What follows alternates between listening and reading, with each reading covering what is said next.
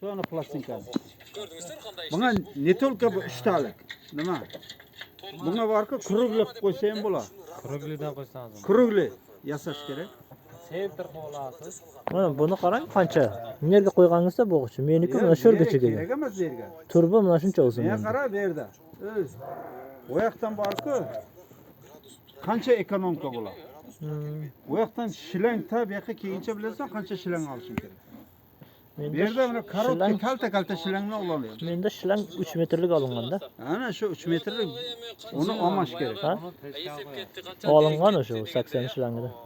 Bu hozir sen bu yerga qo'yding ham deylik, internetda ham ko'rdim. Qo'yganimni menga ma'qul kelmadi. U zo'rda joy ekonom. Mana karotka bo'ladi. Bu hamma dovdasga oldida bo'ladi. Mishay chiqmaydi. Sen klapni kirishga ochasan, nima qilsang, ishtima zalal bermaydi. Harakat qilganmizda endi suvga chiqib. Endi bitta kraska ursa, aqlli atib. жасадыңыз Jasadi.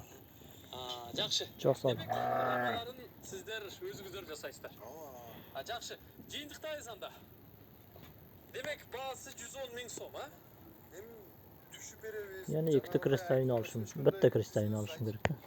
Senki o'zi bor-ku endi, bitta yangi oldim. Kelişeriz. Bitta yangim nega qo'ydim? Buni kesib tayladim. Kesib taylading? Ha, liqillab yotdi. Laq laq laq laq. Ana kristalni аракет кыла бересиздер xuddi bu qolgan. Ha, kristalini ayt, bura-bura taynalar. Hozir jog'ami o'zini?